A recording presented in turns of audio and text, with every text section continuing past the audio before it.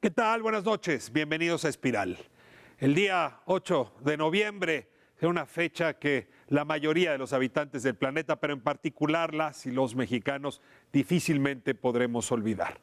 El triunfo de Donald Trump es todavía un bocado difícil de tragar, sobre todo por la enorme incertidumbre que se abre para nuestra economía, nuestra vida cotidiana. No sabemos cuánto de las promesas que este hombre hizo en campaña va a cumplir, pero con un porcentaje mínimo que cumpliera, habrá consecuencias en México. ¿Cómo prepararnos frente a esta circunstancia? ¿Qué pronóstico hacer? ¿Cómo sobre todo sobrevivir sin flotar como un velero que deja que el viento del norte lo lleve? Es decir, ¿cómo diseñar una política proactiva no solo de defensa, sino eventualmente de búsqueda de aliados dentro de los Estados Unidos que impidan que el golpe sea tan fuerte? Lo único que no podemos permitirnos es quedarnos sentados con este pensamiento mágico que nos llevó a suponer que Hillary Clinton iba a ganar, con este pensamiento mágico que dice que nada va a ocurrir, porque en realidad somos un país soberano y lo que ocurra de aquel lado no implicará o no tendrá implicaciones para nosotros. Es grave lo que se nos viene y hay que darle densidad, inteligencia, conciencia, conocimiento a este escenario que se abre para que salgamos lo mejor librados posible. Hoy en la noche tengo a especialistas que ya me han acompañado antes para analizar este tema, justamente con el objeto de escuchar sus ideas y con el ánimo de construir con usted, que está en su casa, del otro lado de la pantalla, una conversación densa, fuerte, luminosa. Comenzamos.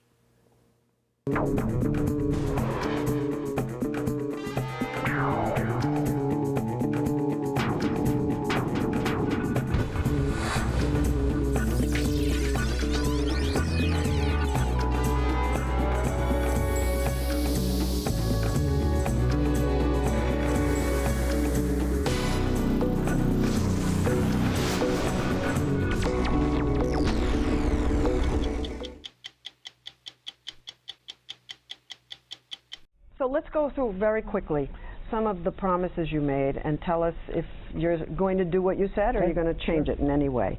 Are you really going to build a wall? Yes. They're talking about a fence in the Republican Congress. Would you accept a fence? For certain areas I would, but certain areas the wall is more appropriate. I'm very good at this. This is called construction. But so part wall, part fence? Yeah, it could be. There could be some fencing. What about the pledge to deport millions and millions of undocumented immigrants? What we are going to do is get the people that are criminal and have criminal records, gang members, drug dealers. We have a lot of these people, probably 2 million, it could even be 3 million. We're getting them out of our country or we're going to incarcerate. But we're getting them out of our country. They're here illegally. After the border is secured and after everything gets normalized, we're going to make a determination on the people that you're talking about, who are terrific people. They're terrific people. But we're going to make a determination at that. But before we make that determination, Leslie, it's very important. We want to secure our border.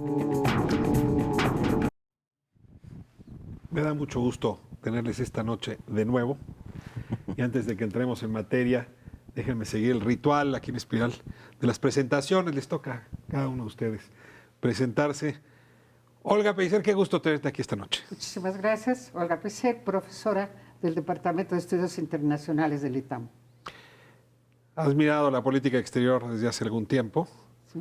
Y quizá fenómenos como este no te habían tocado ni remotamente.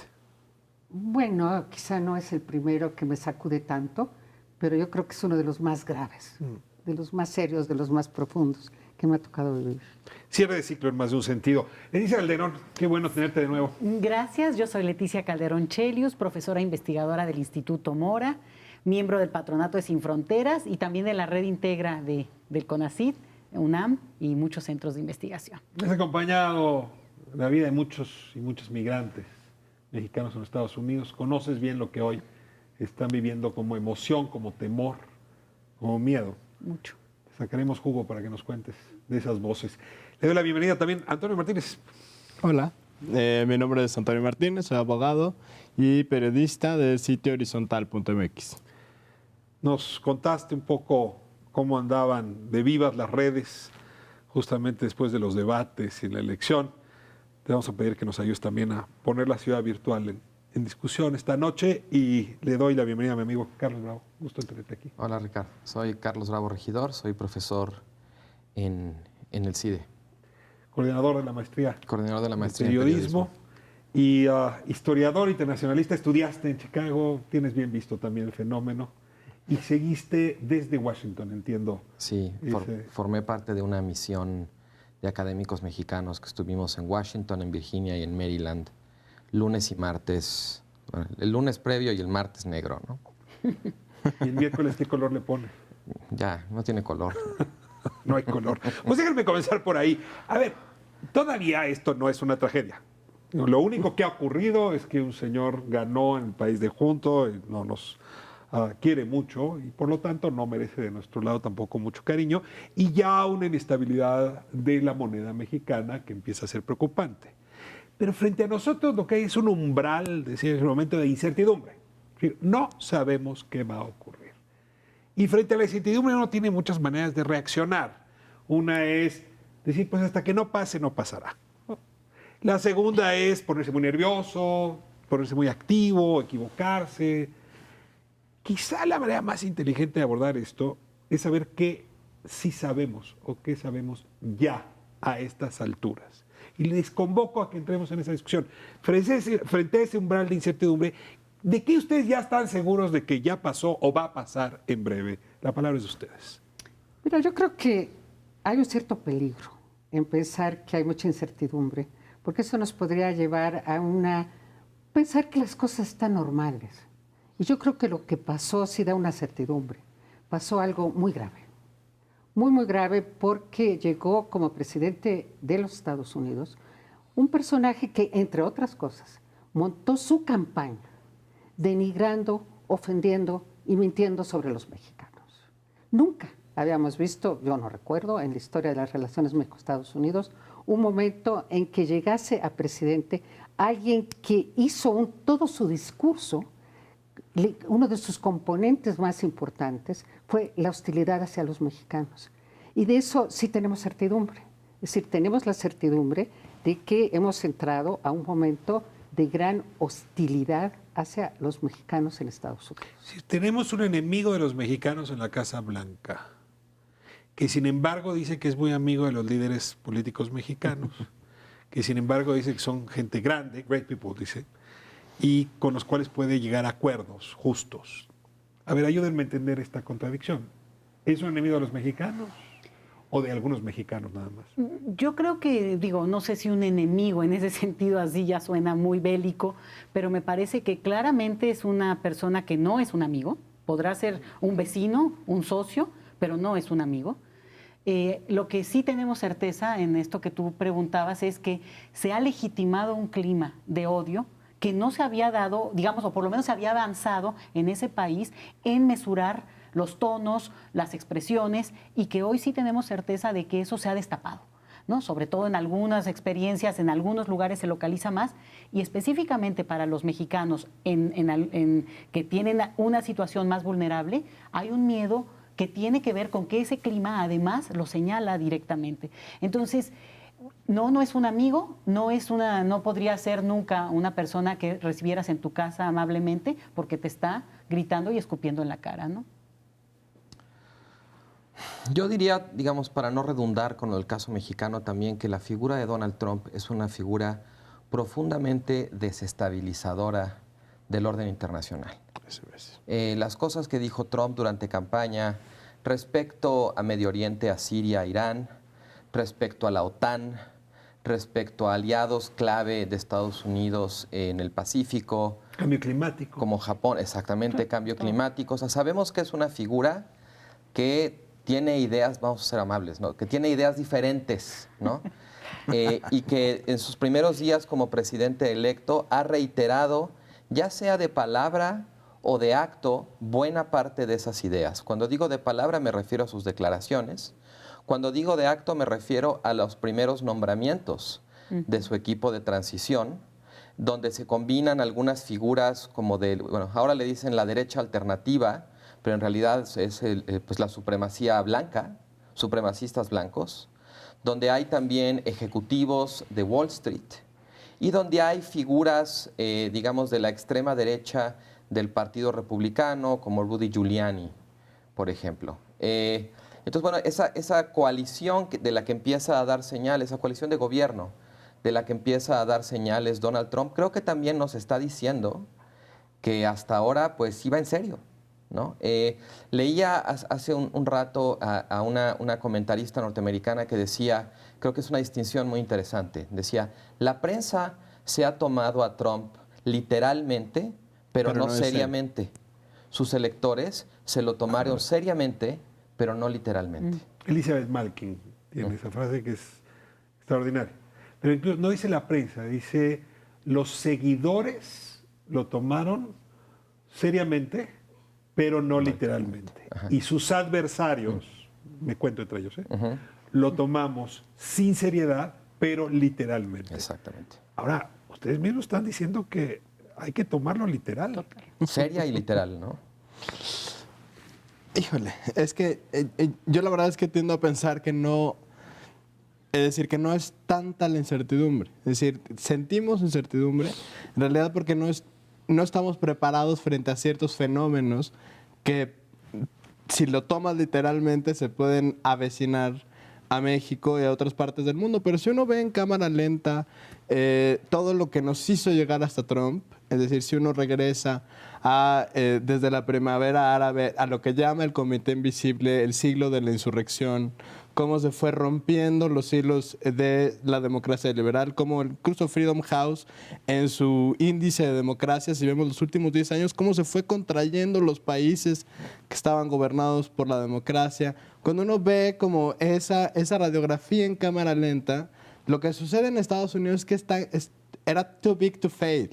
Era demasiado grande para que fallara todos esos arreglos y todos esos andamiajes. Y entonces el sentimiento que nos da es que no estábamos preparados frente a eso.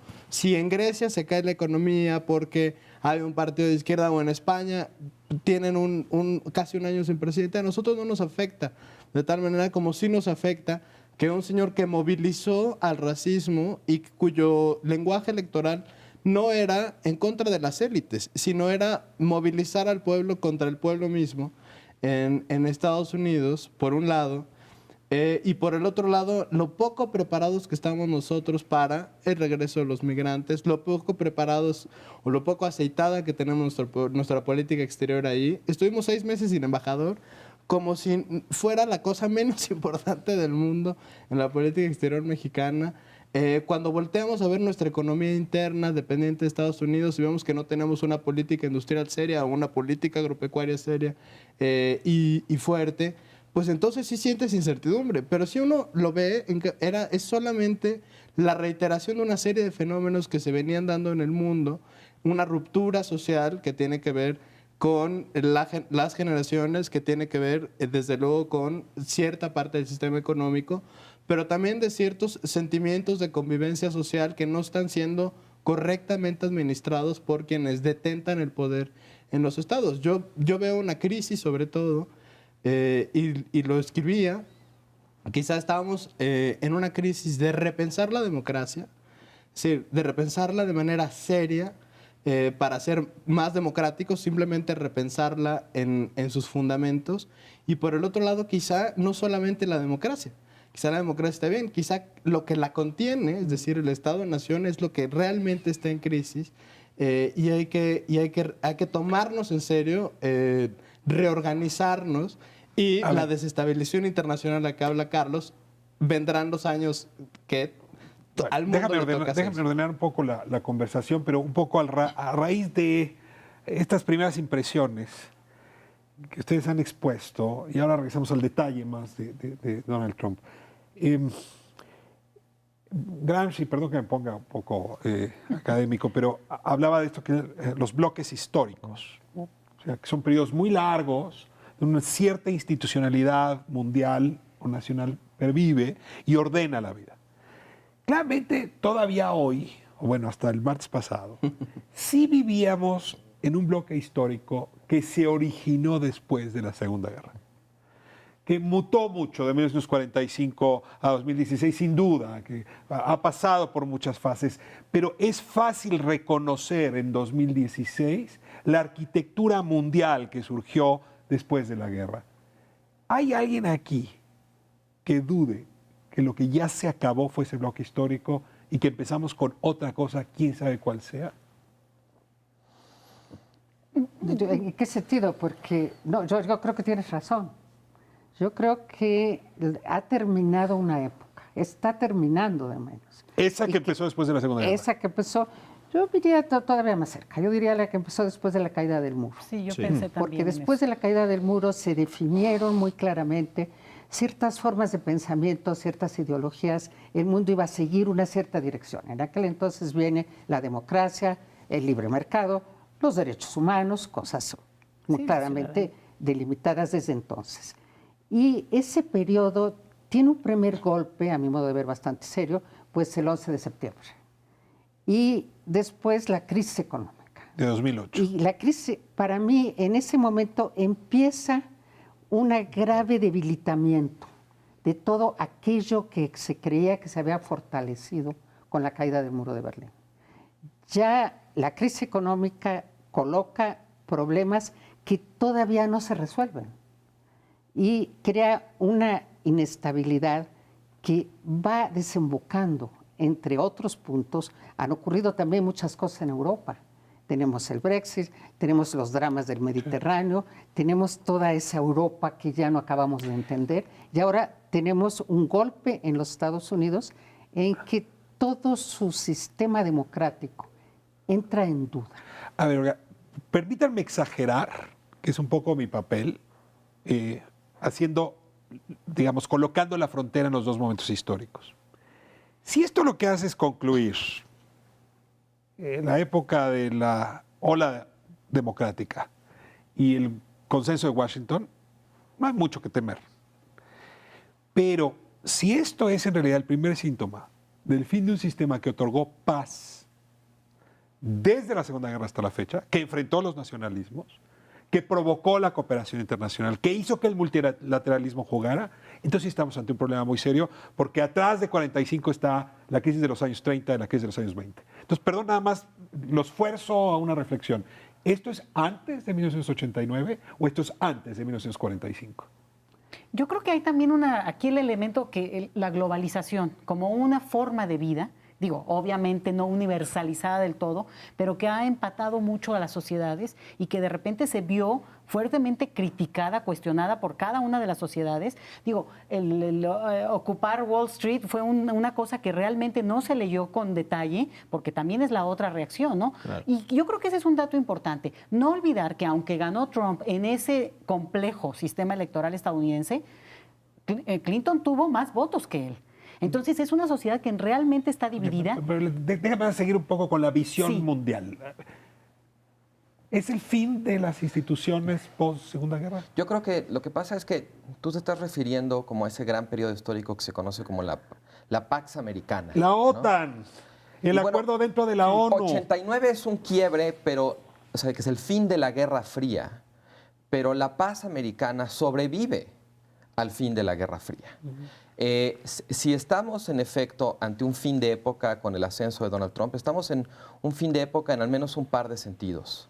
El primero tiene que ver con el papel de Estados Unidos, con todos los asegúnes y las ironías que uno quiera ponerle, como un país comprometido con la promoción de la democracia, y dos, con el fin de Estados Unidos como una suerte de garante del orden internacional en términos muy concretamente militares. Donald Trump ha dado muestras de que él concibe la hegemonía de Estados Unidos como la concibe un capo, ¿no? Tiene una visión muy transaccional de la hegemonía. Ha dicho que pues, él cree que ¿por qué Estados Unidos va a tener que proteger a los países de la OTAN si no hay nada a cambio? Que gastan mucho en las bases militares. Lo mismo ha dicho con respecto a Asia. Ya dijo que el TPP no va, cosa que de alguna manera le abre mucha cancha a China en el Pacífico, ¿no?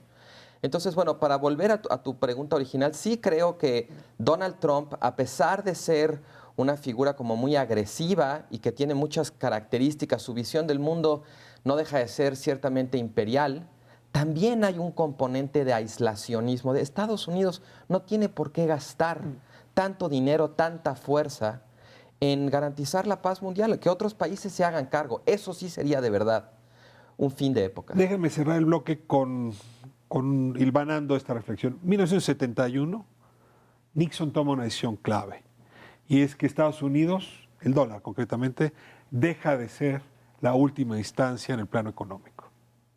Quizá lo que estamos viendo en efecto es el momento en que Estados Unidos decide dejar de ser la última instancia en el plano político-militar. ¿Y qué sigue después de eso? Pues está por inventarse. Déjenme irme a corte y regresamos a saco a los detalles del gabinete de Donald Trump, de sus primeras entrevistas, de las consecuencias que esto está trayendo de inmediato para México y para el mundo. Regresamos, quédese con nosotros. Hillary called you. Tell us about that phone call. So Hillary called, and it was a lovely call, and it was a tough call for her. I mean, I can imagine. Tougher for her than it would have been for me, and for me it would have been very, very difficult. She couldn't have been nicer.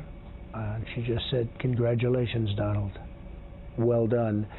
And I said, "I want to thank you very much. You were a great competitor." She's very strong and very smart. You know, you said that you might call President Obama for advice. Would you think of calling President Clinton for advice? Well, he's a very talented guy, both of them. I mean, this is a very talented family. Certainly, I would certainly think about that.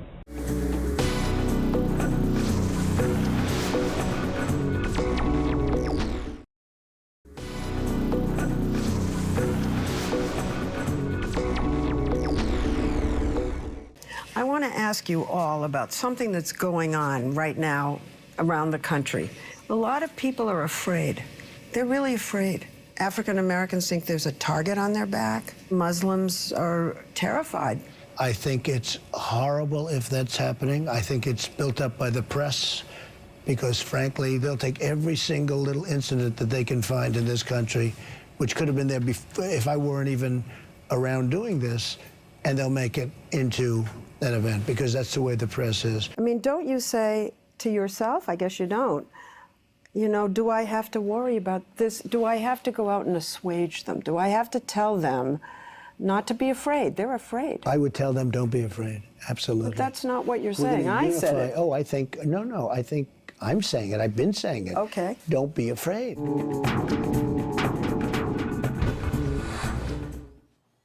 I am afraid. Yo sí tengo miedo, pero bueno. A ver, vamos de nuevo despacio para encontrar cada uno de los elementos. Clinton fue un presidente que se quejó en sus dos mandatos de las grandes limitantes que tuvo para poder llevar a fondo su agenda. No se nos olvide que su agenda principal, por ejemplo, era en materia de salud. Puso a su esposa, entonces Hillary Clinton, y no logró imponer esa agenda. George Bush y desde luego Barack Obama tendrían mucho que decir a propósito del tema. ¿Cuánta limitante les impuso el Congreso, los poderes reales, los poderes económicos, las demás naciones? ¿Por qué si todos esos presidentes estuvieron tan limitados para llevar a cabo su agenda, ahora resulta que Donald Trump no? Entonces déjenme preguntarles si Donald Trump, a final de cuentas, cae dentro de una estructura de pesos y contrapesos que lo irán limitando. ¿Y quiénes y cómo lo podrían limitar? Bueno, mira, en ese esfuerzo por buscar sobre qué se puede tener certidumbre, sobre qué no, yo creo que aquí es importante como que hacer la lista. De hecho, alguien lo publicó el otro día en El Milenio, a mí me pareció bastante bien hecho, de cuáles son aquellos campos en los que tiene limitantes porque el Congreso tiene que intervenir y el Congreso siempre puede ser un limitante. Es un Congreso republicano, sí, pero también hay demócratas, sí, también los republicanos están divididos, etc. Pero hay también una serie de campos en los que pueden ser órdenes ejecutivas. Es decir, dentro de la ley en los Estados Unidos hay cuestiones que Trump puede hacer totalmente solo. Puede hacer órdenes ejecutivas que se tienen que ejecutar. Por ejemplo, deportaciones a México. Es algo que lo puede decidir él. No tiene que pasar necesariamente el muro. por el Congreso. El muro también. ¿El muro también? El muro, Pero tendrían que porque autorizar el dinero, ¿no? Es que ahí viene el problema. Cualquiera de esas decisiones necesita dinero necesita funcionarios, necesita toda una estructura administrativa que se tiene que poner en marcha. Y poner en marcha esa estructura administrativa requiere presupuestos. Y ahí sí interviene el Congreso. Entonces, no tiene un campo de acción tan ilimitado. Entonces, en este momento yo creo que una manera de tener certidumbre sería, en primer lugar, ver cuáles son aquellas acciones que le dan a él mayor poder y aquellas que no, que necesariamente pasan por el Congreso, que podría pasar ahí. Y después creo que también es interesante ver que él tiene libertad para escoger a sus asesores y a su gabinete.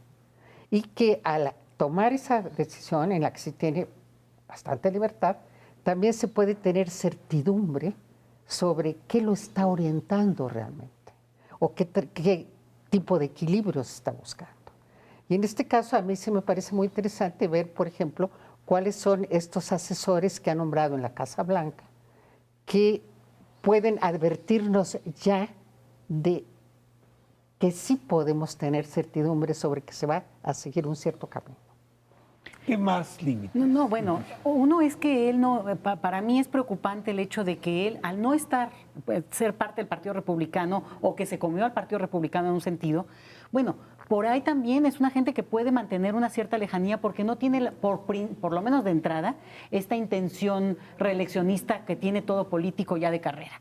Y entonces hay una parte donde puede chantajear, puede presionar a esos republicanos que están, digamos, de su lado o para que estén de su lado y que puede imponer muchas de las medidas pues que claramente son parte de su compromiso electoral. Yo creo que ese juego como outsider le da mucha autonomía y lo podemos ver ahora con la elección que muchos republicanos han reaccionado muy fuertemente por la elección de personas de supremacía blanca claramente identificada, ¿no? El sistema político estadounidense, Carlos Antonio, tiene dos contrapesos principales.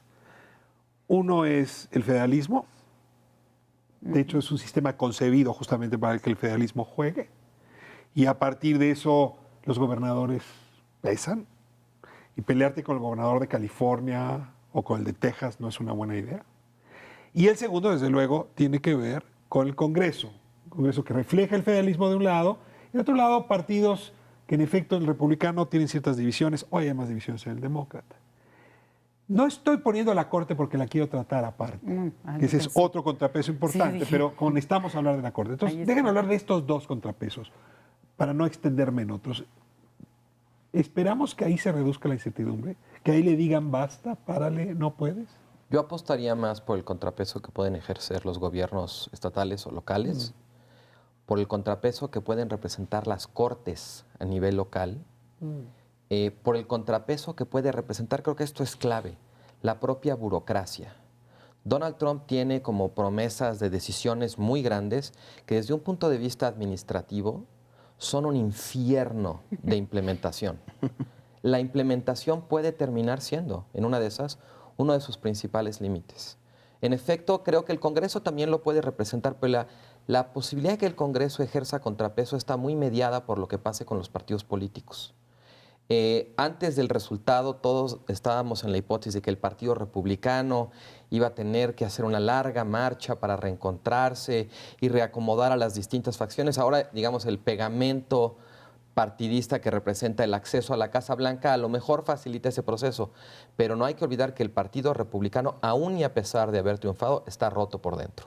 Hay facciones, o sea, hay mucho jaloneo, por ejemplo, entre Donald Trump y Paul Ryan, ¿no? Los evangélicos han estado en una posición muy incómoda porque evidentemente Donald Trump pues no es una figura desde un punto de vista religioso admirable. A lo mejor lo ven como alguien muy susceptible de ser redimido a través del arrepentimiento. No lo sé, pero en fin, las distintas facciones que integran el Partido Republicano siguen ahí, sigue habiendo conflictos. Y de parte del Partido Demócrata, aunque no tengan la mayoría, creo que también va a ser muy interesante ver qué pasa con el Partido Demócrata una vez que uno sustrae el factor Clinton. Porque yo sí creo que Hillary Clinton, su carrera política ya se acabó. Y toda la fuerza, todo el símbolo que representaban los Clinton de ese partido va, digamos, a generar un vacío a partir del cual va a haber mucho juego político. Ya lo estamos viendo, los demócratas no se están cansando de hacer esto que se llaman los pelotones de fusilamiento circulares, donde se echan la culpa unos a otros, ¿no? Supongo que es normal en este momento. Pero bueno, solamente para concluir con tu pregunta, yo no confiaría tanto en el contrapeso del Congreso, confiaría más en el contrapeso a nivel local, en los tribunales, la burocracia, y me faltó uno más que creo que es muy importante, que son los intereses empresariales.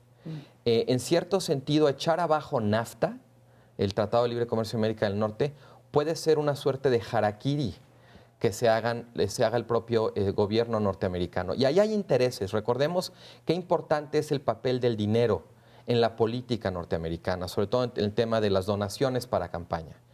Un político local, un representante, un senador, un gobernador, un legislador local, ¿no? Se la van a pensar 2 veces antes de ejecutar una acción que puede dañar, vamos a decir así, a sus patrocinadores políticos. Entiendo muy bien lo que decía hace un momento, que Donald Trump concibe su política exterior a partir de una suerte de liberación de muchas responsabilidades. Pero los líderes internacionales pesan. Angela Merkel diciéndole, vamos a ver quién es usted. Dicho desde su pedestal y desde la Unión Europea, hay que escucharla con cuidado. China, ¿no? Pelearse con China en este momento puede ser un muy mal negocio, hasta para las empresas de Donald Trump. Pelearse de plano con la OTAN, pelearse con la ONU, pelearse con América Latina. A ver, esas en algún momento son limitantes en un mundo globalizado. ¿Ves posibilidad de que ahí también, Antonio, se juegue una arena de restricciones?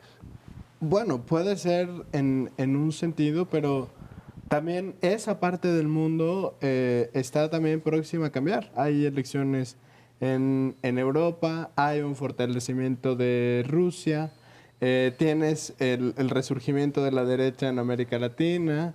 Es decir, como también tienes un mundo que está cambiando.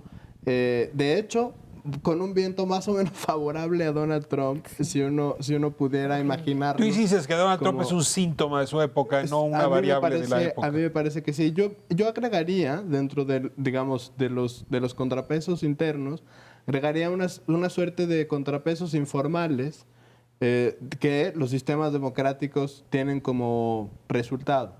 Uno es la sociedad civil norteamericana. ¿Le importa a Donald Trump la sociedad civil? A Donald Trump no sé si le importe, pero la declaración que me pareció muy importante es la ACLU diciendo nos vamos a ver en la corte. O sea, si usted no va a respetar los derechos humanos, lo vamos a enfrentar una y otra vez en la corte.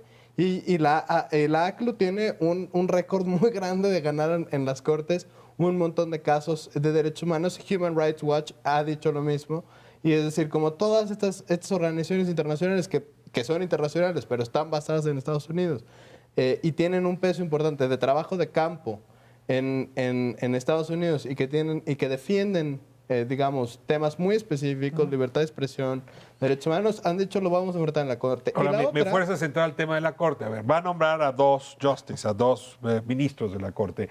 Y esos 2 resulta que pueden inclinar, en efecto, la Suprema Corte hacia ser más trumpista de lo que hoy es. Por eso me pregunto si la Corte será un contrapeso. ¿Quién tiene más o menos visto el tema de la Corte? Mira, eso, la verdad no lo tengo muy visto. Sé que Trump lo va a inclinar hacia la derecha, no hay duda, porque él es el que va a hacer la próxima nominación.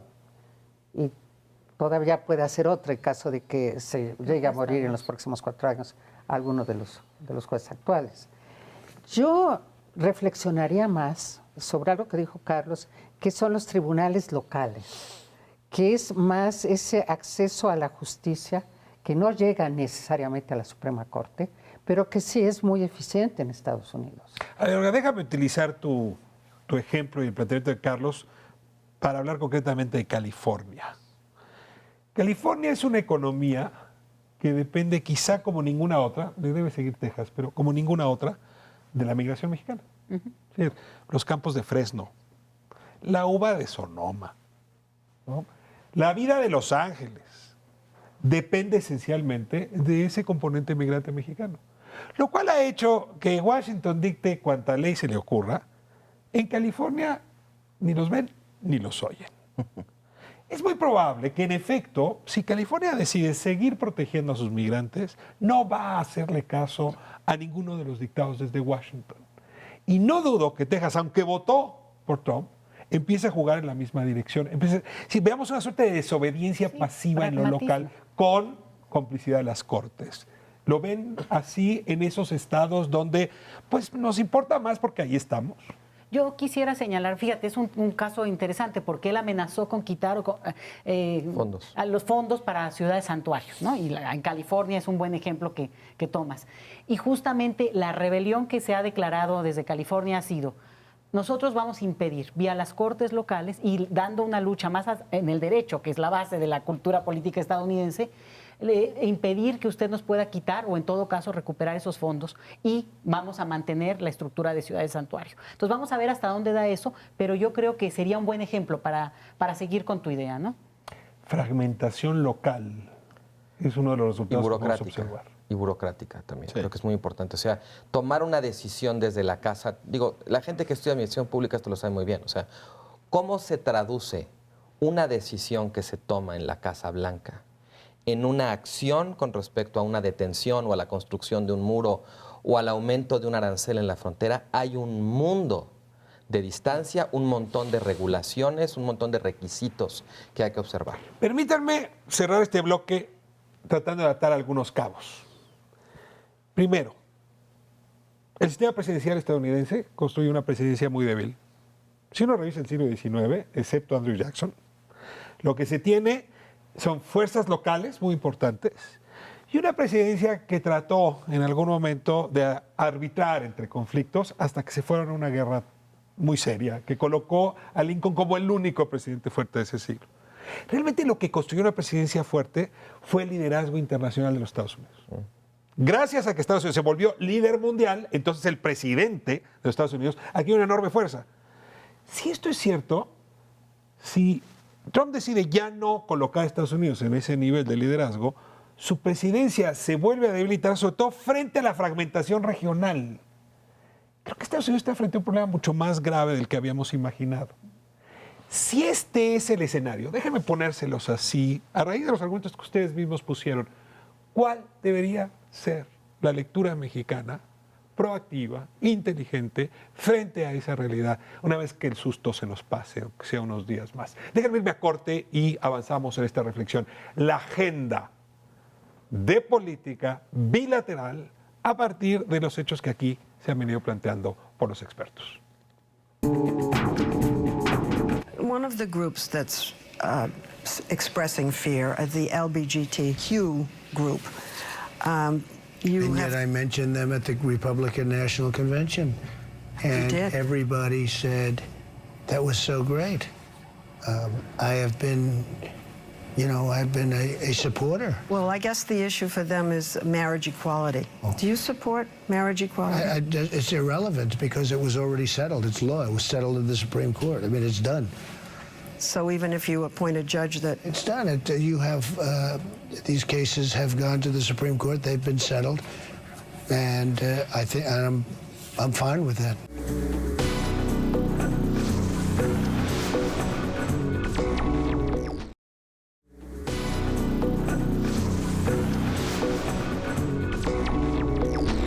during the campaign you said that you would appoint justices who were against abortion rights.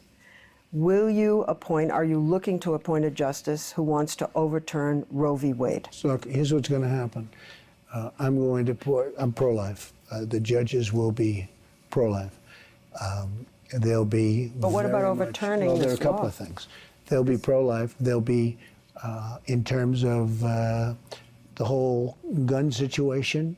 We know the Second Amendment, and everybody's talking about the Second Amendment, and they're trying to dice it up and change it.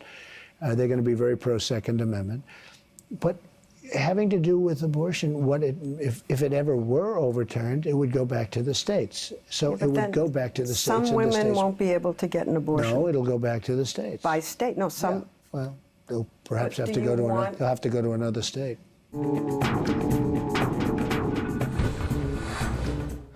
La metáfora del Antiguo Testamento se vale hoy. ¿Por qué David le ganó a Goliat? Porque pudo determinar dónde estaban sus debilidades. Si eso no lo hubiera podido determinar, la historia de David ni siquiera la estaríamos contando en nuestro tiempo. Hay una primerísima debilidad nuestra que tendríamos que ver cómo resolvemos a partir de las debilidades que se puedan observar en la política de Donald Trump. Y me refiero a nuestra dependencia económica por los ingresos que tenemos vía la manufactura de exportación y algo también de agricultura de exportación. Se los pongo con cifras. México tiene un negocio que pesa 430,000 millones de dólares anuales y es manufactura de exportación.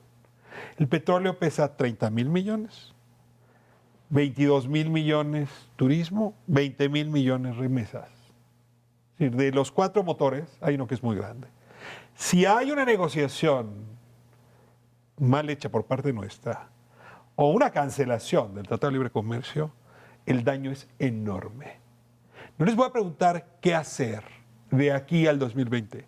¿Qué sugieren que haga el gobierno mexicano, el empresario mexicano, de aquí al 20 de enero en materia de Tratado de Libre Comercio?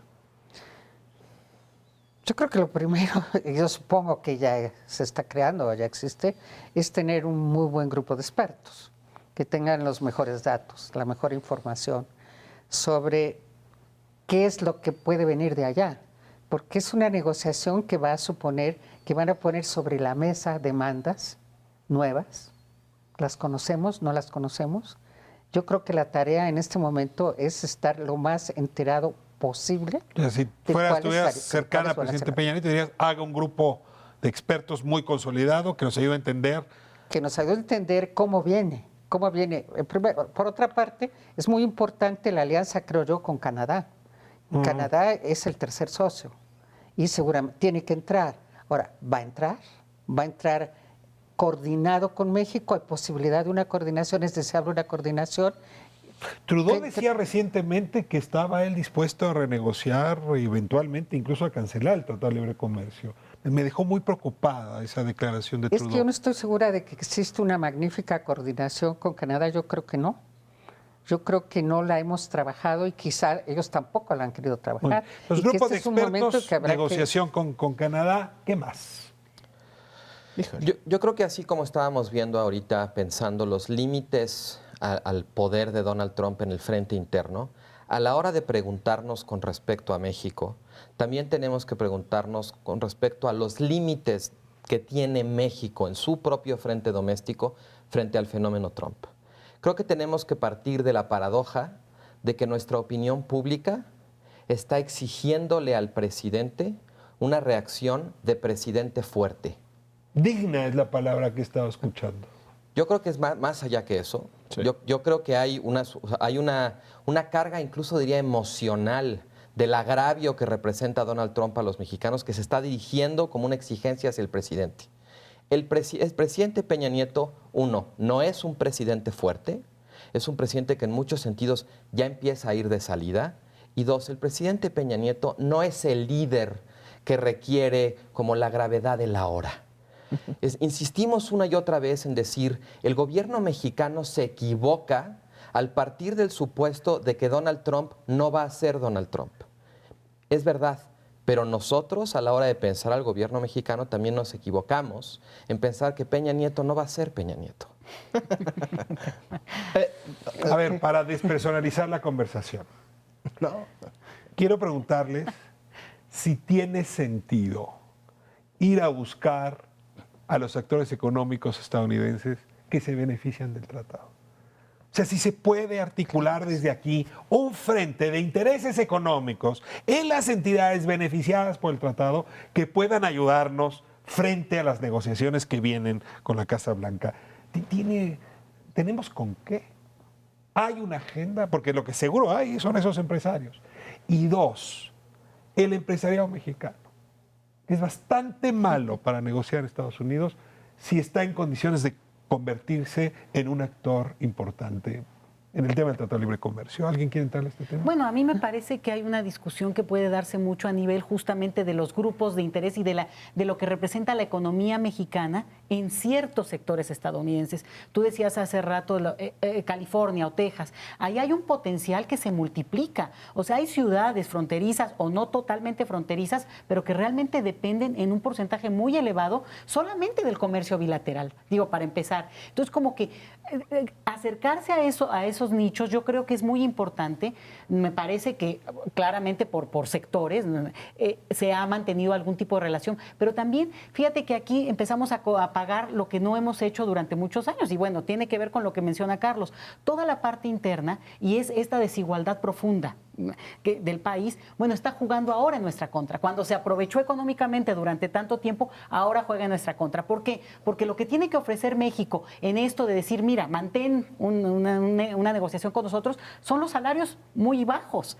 Y en este momento ya no se podría sostener como un argumento, porque exactamente los trabajadores estadounidenses lo que reclaman es que se llevaron sus trabajos. Entonces, a mí me parece que sí sería una medida inteligente de sobrevivencia casi de esos mercados, y por el interés que tú manifiestas con lo que significa en términos del ingreso para el país. Sin embargo, sí creo que vale la pena repensar ese tratado desde una perspectiva en que, no sé cómo en este momento, pero creo que sí da para pensarlo mucho más, la parte que también beneficie de una manera más amplia al país, no nada más en términos del ingreso, que sustantivamente pues es enorme, ¿no? Yo pienso que o sea, coincido con Carlos en que efectivamente estamos huérfanos de líderes. A mí me gusta la idea de que México pueda encabezar una suerte de resistencia frente al fenómeno Trump. Efectivamente, Peña Nieto no lo puede hacer, y la canciller desde luego que tampoco. Y no es esto personalizar, es algo que es claro y tangible. Déjame diferir, porque... sobre eso. Pero por otro lado, yo entiendo que las bajas pasiones nos lleven a exigir que Enrique Peña Nieto tendría que ser alguien que, como Angela Merkel, se plante. Yo no estoy seguro que de aquí al 20 de enero ese es el papel a jugar. Lo digo con franqueza. Se requiere una reacción política. Yo creo que esto que nos preocupa, que es verlo de una manera muy pragmática. Antes del 20 de enero hay que tener un grupo que ya tiene ideas claras sobre cómo se va a negociar.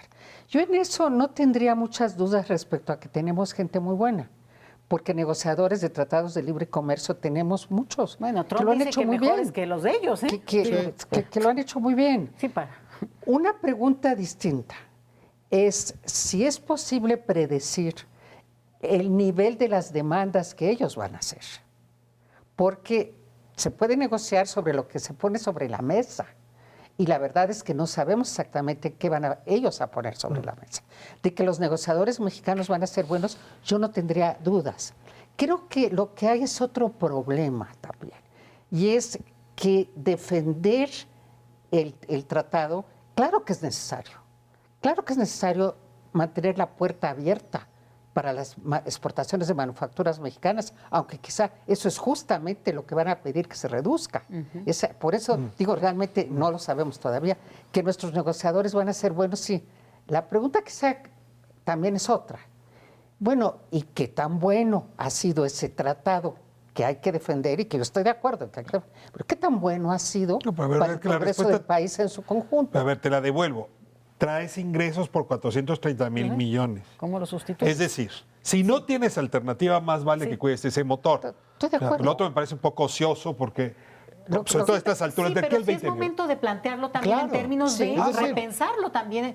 Obviamente, nos ponen una paradoja muy compleja, pero nos pusieron ellos y no nosotros, que tendríamos que haber avanzado en ese debate. La resistencia antes, ¿no? que yo imagino no es solamente de aquí al 20. Creo que tiene que haber una respuesta política fuerte, más o menos fuerte de parte del gobierno mexicano, o de un grupo cercano, una coalición de gobierno que pueda presentar, digamos, una agenda coherente, más o menos sólida, pero en realidad el problema es después del 20 de enero. Okay. Voy con la deportación anunciada. 3 millones. Fueron más o menos 4 millones, 3 millones y cachitos, lo que salieron en la administración Obama 8 años. Aquí estamos pensando que podría en el primer año haber una deportación de 3 millones de personas. Eso no necesariamente es cierto. ¿Estamos listos? ¿Deberíamos estar listos? ¿Deberíamos mandar el mensaje? ¿Tendríamos que retomar el mensaje que dio Gael García Bernal, que decía, vámonos ya todos de vuelta a México, allá nos van a tratar mejor, ya olvídense de este país? A ver, ¿qué hacemos con esa...? Porque, bueno, 3 millones es un mundo. Yo diría que lo primero que necesitamos entender es que cuando estamos hablando de acciones a ese nivel como quirúrgico, local, de protección consular, de asistencia consular, una de las características más importantes para que ese tipo de acciones sean efectivas y tengan éxito es la discreción. Hay muchas cosas que el gobierno mexicano puede hacer a nivel local que es mejor que el gobierno mexicano no cacaree. Eso se pelea con el clima de exigencia que hay en México. Porque si la efectividad de esas acciones a nivel local pasa por ser discretos, pues no se las podemos cacarear a una opinión pública ávida de cacareo de que México está haciendo algo. Entonces, por ejemplo, en California haces que tus consulados avancen las negociaciones en una dirección, en Texas otra, sin estar haciendo una gran política nacional. ¿A eso te refieres? No, pueden responder a una política nacional, a una estrategia nacional. A lo que me refiero es, finalmente el objetivo es ofrecer protección consular a nuestros connacionales, litigar, por ejemplo, los procesos de deportación en los casos susceptibles de ser litigados. No, yo no estoy de acuerdo. Fíjate que yo creo que, ese es como que la estrategia incluiría eso, obviamente, pero hay un momento de emergencia real. Mira, lo que hemos visto en todos estos años de deportación, que no se han detenido ni un solo día, y lo decías tú, y lo has trabajado mucho también, es que si las personas que regresan a México no están preparadas con una serie de elementos, su situación al volver al país es desastrosa. Entonces, realmente sí es un momento como cuando dices, para recibirlo, mira, no importa Leticia. si no tiembla, pero hay que saber qué hay que hacer cuando tiembla. Entonces, a mí me parece que sí es un momento, sí pasó algo gravísimo, y es que llega un presidente que está diciendo que va a deportar. Tú mencionas una cifra que con los mexicanos bajaría en términos, que eso es palabras más, palabras menos, 2 millones, y tampoco podríamos pensar como que suena catastrófico en términos de el primer día, el primer año. Bueno, esto se ha venido dando y no quiere decir que no pudiera darse de manera acelerada, pero creo que frente a eso, justamente de aquí al 20 de enero, sí hay una situación de urgencia de decir, me parece que ya anunciaba algunas cuestiones, pues más de curitas, ¿no? Porque hay muchas cosas que el gobierno mexicano tendría que haber estado haciendo desde antes. Por ejemplo, y lo digo desde ahora, de las medidas que se anunciaron esta tarde, vayan, desde este momento la gente tiene que ir a sacar las actas de nacimiento de sus hijos, porque cuando regresan a este país, esos niños son estadounidenses, muchos de ellos. A ver, déjame hacerte la pregunta más por dar general, un ejemplo, porque ¿no? tú vas a tener la respuesta. Así como en el caso de CONACYT, hay un programa de repatriación de talento. Yo pregunto si no tendríamos que estar diseñando un programa de repatriación o nos esperamos a ver qué pasa. Es que yo creo que sin duda tienes razón, sin duda, de que tendría que haber un programa diseñado para ver cómo los recibes y que va desde saber si vienen criminales de alta peligrosidad o no, primero, después quiénes vienen, cómo se pueden aprovechar. Un poco la pregunta sería, bueno, pero como tú mismo lo has dicho, las deportaciones han venido ocurriendo. No se ha hecho demasiado. No se ha hecho nada. Entonces, ¿por qué ahora pensaríamos que sí es posible cambió, en unos cuantos días? No. Yo creo Pues que hay que hacerlo desde luego, hay que tenerlo identificado desde luego, hay que presionar para que se haga, pero no podemos tener la confianza, ni la esperanza, ni hacer creer que se puede hacer Tengo un rápidamente. problema con este tema, y es que nunca me había tocado conducir un programa que tiene que analizar lo que ocurre con la caja de Pandora después de que se abrió. Y en esa circunstancia estamos. Frente a esa caja de Pandora abierta, no podemos quedarnos esperando a ver qué ocurre. Creo que estas son las conversaciones que se están teniendo de manera desarticulada en el país. Coincido en que la Cancillería y quizá la Presidencia no tiene todo el liderazgo para enfrentar la circunstancia, Ni el pero el presupuesto. conjunto de las instituciones sí. Y sí sería deseable ver al Senado, sí sería deseable ver al Congreso, sí sería deseable ver a las cámaras, sí sería deseable ver al país dialogando como lo hicimos hoy, sin soluciones precisas, pero sí intentando observar con precisión lo que viene, porque insistimos, sin una agenda proactiva, esto se va a poner mucho más grave de lo que apenas estamos viendo. Muchísimas gracias a ustedes por acompañarnos esta noche. Gracias por habernos permitido entrar a su hogar. Espero haberlo dejado preocupado. Ese era el objetivo. Nos vemos la próxima semana.